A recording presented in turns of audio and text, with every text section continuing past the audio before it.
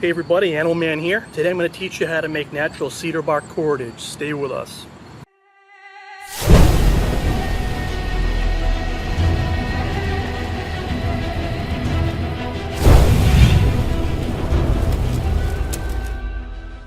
So here's what I want to talk about, guys.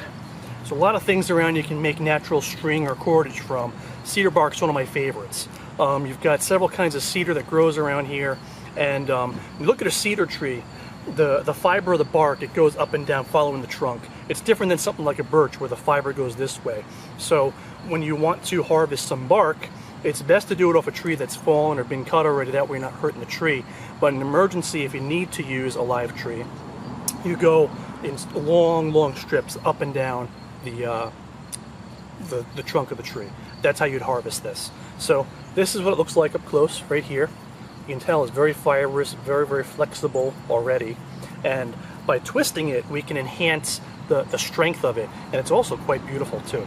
So we're going to learn, I'm going to teach you, I already know it, I'm going to teach you a technique called a reverse wrap, and this is how you strengthen the cordage. Now I've got two strands of the bark here. If I just wrap them around, it reminds me kind of like of spinning the propeller of one of those balsa wood airplanes when you were a kid. You like spin it around, wrap it around, you twist around, but then when you let it go, it unravels itself. So the reverse wrap prevents that from happening. So here's what we do to start the reverse wrap. You get however many strands of this that you want to start with. I'm going to make a pretty thick rope. I'm going to go for a rope maybe about a 1/2 inch diameter, and I'm going to go, I don't know, I'll do maybe four strands of bark here. So I've got here's the four strands of bark, and I'm going to start by finding the center of all of them. I'm going to offset them just a little bit. I don't want all the ends to be the same length, because we need to do some splices later on. We'll get to that in a minute. So they're all kind of different lengths. That's good. So what I'm going to begin doing, kind of spin them around just to get it started. Then I'm going to create that little kink in the rope. That's going to be the beginning of our rope. So now, the top bundle of fibers, I spin away from me, but then I rotate both bundles towards me. Spin it away, rotate towards. Spin it away, rotate towards me. Spin it away from me, rotate it towards me. Spin it away, rotate towards. Spin it away, rotate towards. Spin it away, rotate towards. You get the point. Same thing over and over and over again. And again, there it is. There's the beginning of our rope.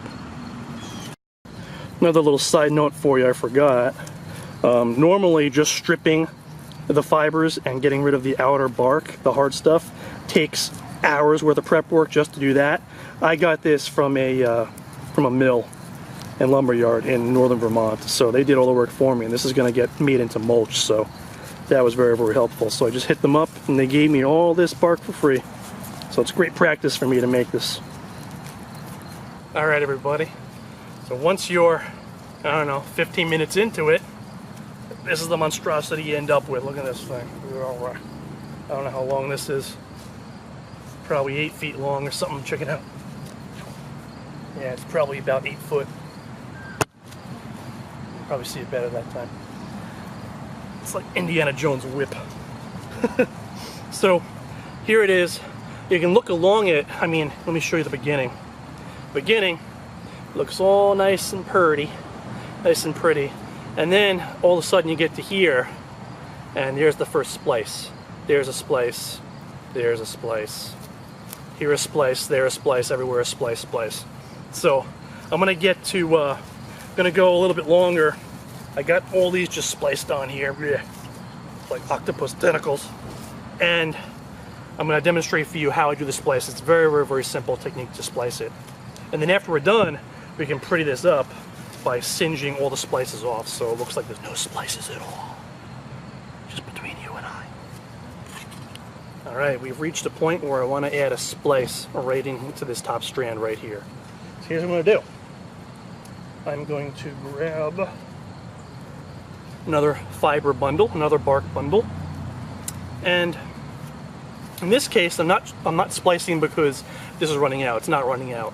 Usually that's why you splice. I'm going to splice because for some reason the strips of bark are not very consistent, and this is getting to be too thin of a bundle. So we're going to take this new bundle of bark and we're going to add it to the bundle on top. I'm going to wrap it around to get those fibers interlocked, wrap it away just like before, and now rotate the two bundles towards you. Do that a few times just like before now, and now they are interlocked. This new bundle is going nowhere, and that's it.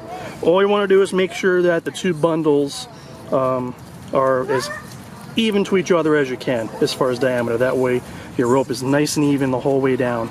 And also, don't do splices on top of splices. You want to space them out because each splice does weaken the rope a little bit. And that's it. And you have a pretty even rope there. Holy cow, hi. If you look at the beginning of the rope, it's all nice and pretty. There's no splices yet, but then when you get to like here, all of a sudden you see the splices and it doesn't look as clean. The way you clean it up, one of the ways, you can cut them, but that takes too long. You can burn them with a lighter or a coal or whatever you have.